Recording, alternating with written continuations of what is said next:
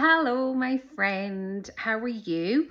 Welcome to day 6, our second last day of the 7-day visibility challenge for local business owners.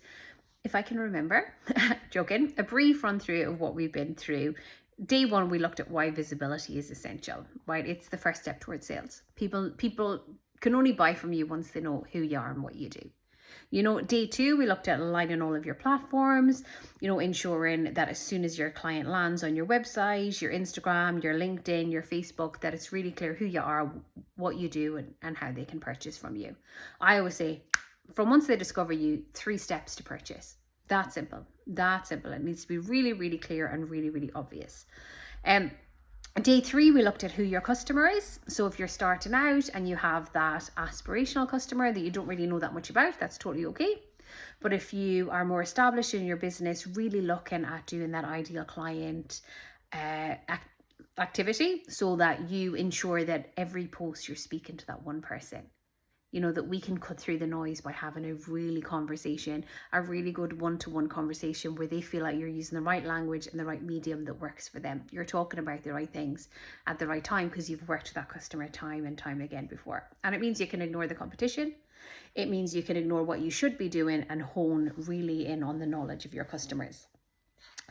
I did then get really really passionate on day 4 about being visible with what you've got. About how we're constantly gaslit as female business owners, that we need to share our message as opposed to our business message. And that if we're not being consistent on social media, on our website and all of these platforms that right now we can use for free, well, we're fucked. Basically that is our job. Our job is to promote our business. You don't have to have the perfect message. Your messaging can and will get better over time, but you have to commit to sharing, even if you don't think it's that great, because people are learning through repetition. And your job is not to create a new message every day. Your job is to repeat the same message over and over. And yesterday we spoke about those anchor posts, creating those 3 posts that you will change into different formats, where we talk about, this is who I am, these are my key products or services, and here are happy clients. Here's that social proof. Here are happy clients that can testify to the fact that you are fucking incredible. And today I want to discuss something, right? So everything that we've done so far has been really about, yesterday really, has been about speaking to your existing followers, those people that already follow you on social media and those people that kind of already know a little bit about you. But today I want us to consider, how can we become more visible and tell new people about ourselves? Because we're not going to speak to the same audience over and over again. Now, this will be different for every business, so I do want you to take some time to explore this, right? But I want you to consider visibility to generate leads.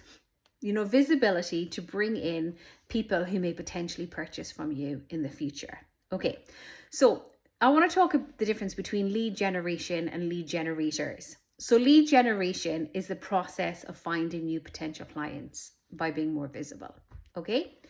And then lead generators are the tools or actions that you use to make that happen. Now, any one of you who are maybe like coaches or coaches or trainers, or anyone who does like a service-based business, you're probably familiar with hearing about lead generators over and over again, because people do PDFs, they do quizzes, and in the online world, like, those types of lead generators are very popular. Okay, but for local businesses, it looks kind of different. Because I want to tell you one of the things that I do for lead generators, and that's free networking events. I have done networking events in Edinburgh for 10 years. 10 years. I love it. And the format has changed. I did networking where I would just go out and get drunk. I did networking where it was child friendly and lots of coffee, and I had a newborn with me. And now I'm back to doing evening networking again, but it's considerably more civilized to before I became a mother. But it's like, I know that by doing networking events, I get in front of people who are business owners. I get to talk about who I am and what I do, but I'm not trying to sell to them. It's purely visibility. If they want to know more, I'll talk to them about it, but I have that safe space of knowing that I am not treating this as a sales situation, so they don't feel icky, And there's also a follow-up. I sell it through Eventbrite, so I capture email addresses so I can use it to grow an email list. Another lead, it's perfect. For me, that's perfect. Another lead generator that I've used in my business is my private Facebook group that has almost 3,000 members. So when people sign up for that, they give me their email address, which goes onto my email list, number one. They don't have to. If they don't give me the email address, that's totally okay as well. It's if they want to. But also, I don't use it as much now, but when Facebook groups were really popular, it would be adding content in there, sharing questions, asking all of these things, right? Crucial, like absolutely crucial for you and your business, because it's a chance to say to people over and over again, this is who I am and this is what I do. You know, that it's new people, because people want to join Facebook groups. People want to join networking. And I put it on Eventbrite, and Eventbrite does the work of telling people that this is networking events. So I want you, for your business, I want you to think of common lead generators. And I'm going to read some out to you, and they're actually down below for you. And these lead generators are just ways for you to repeat your anchor posts. So again, the anchor post that we did, who I am, key products or services, happy clients. Again, we're sharing that same message, who I am and what I do when it comes to lead generators. And we might add a bit more. So common lead generators, reels and carousel posts with strong call to action, follow for more. Have you seen that? Have you seen reels where they go, follow for more savvy shopping, follow for more health and fitness advice, follow for more ways to use this product? That's a lead generator, because that's the kind of content that goes really well now. But they tell people, they give them a call to action, follow for more. Nothing is left to chance.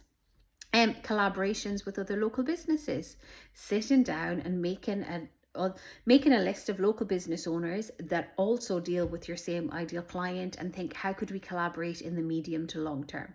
Never just the short term. This isn't about going in there thinking, what can I get out of this as soon as possible? This is about the makeup artist partner with the hairdresser to do a series of lives on Instagram coming up to Ladies' Day at Musselburgh. This is about the personal trainer collaborating with the stylist to talk about how we can style your body after your body has changed by working with the personal trainer. Collaborations mean you can access each other's audiences, but that synergy of both of you combined can reach new audiences as well. But always see collaborations as something that you want to build over time for referrals as well, because you will refer back and forth. Mistakes I see when I see people trying to build collaborations at networking is they go in with a what can I get out of this instead of a what can I add. And you want to think about what can I add. Free downloads or challenges. Hello, this is why I've created this as a lead generator. So I can go out and promote this and reach new people, but also I can add value to my existing audience as well. Sharing your work with me and sales posts in local Facebook groups. Facebook groups are freaking priceless for local business owners, right? Because if you think you have a Facebook group that has 20,000 people in your local area, that is worth way more to you than doing posts for 100,000 people spread all over the country, if you're a local business, because you want them local.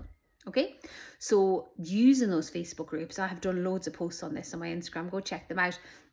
It's literally about, how can I channel these, how can I share who I am and what I do? How can I have fun with it? How can I make a list of all of the Facebook groups and think, when am I allowed to do Facebook group posts? What does that look like? How can I stand out from the crowd? How can I speak directly to my client? But Facebook groups, while they're still working, are essential for your business. Creating Google business listings with up-to-date information, right? If I need a plumber, I am not going to go onto Facebook and look for a plumber. I might for a recommendation, but I'm going on to Google to find a plumber local to me, So think, if I am looking for a restaurant near me to eat dinner, like I'm going on to Google and I'm looking for that. So making sure that you're there as well. Now, offline collaborations, because we've got local businesses and we live in the real world and we want to get out and talk to people, local networking events come to mind. Come to the Collaboration Club, but think about, are there any local networking events that I can go to? I am not trying to sell at these networking events. I'm not trying to leave the networking event with clients. That is a fucking no. You want to leave the networking event as a brand awareness, going, more people know who I am and what I do.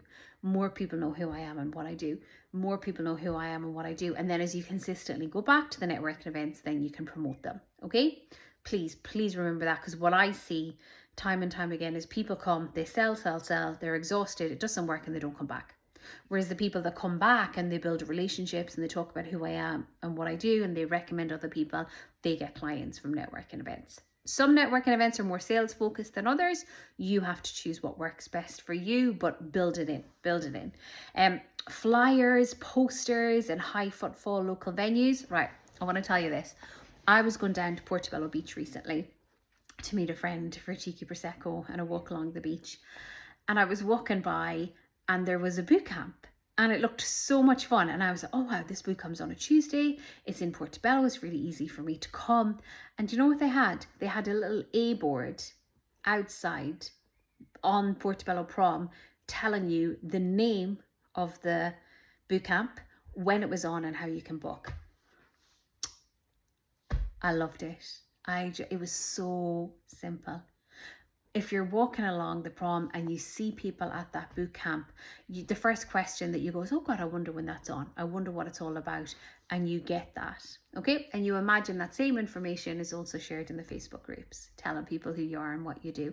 That same information is also shared on your social media. So you repeat that same message everywhere. So you're not going to have a different message on the A-board that you have in your other promotion, but that face-to-face, I could scan the QR code, bring up everything, just ingenious. I loved it. You could partner with local cafes, venues, and other businesses for visibility. Do they have posters? Are people really active in social media where they recommend other businesses? Are there any speaking opportunities at local workshops or local events? Or, you know, if you are a designer, could you go into a kitchen workshop and do it? Could you go into an estate agent and do a talk? Like, think about all of the ways that you can reach new clients. Word of mouth. We can't measure word of mouth in the way that we'd want to, but word of mouth is absolutely crucial for your business. So your task, you have to be generating leads by getting visible, getting out in front of people and saying who I am and what I do, right? The more that you practice this, the more that you'll be able to measure, will these people purchase now? Are they right and ready right now? Or do they need me to warm them up a bit? You're going to feel your way into that, okay? You're going to feel your way into that. I tend to find when people book calls with me on the website, they're ready to go. Like, that's just my experience over time. They're ready to go. But if they chat to me about it at networking and they've come to networking to ask me a question because they're a bit nervous about booking a call, they might need a little bit more time. You know, I'm always respectful, but you feel your way into people a little bit more, you know, because people say, I'm ready to start now. Or people say, I need to think about it. You respect that. But you also know that you're going to follow up with people. Okay, so your tasks for today is, I want you to get a notebook or a pen or a Google document, whatever that looks like for you.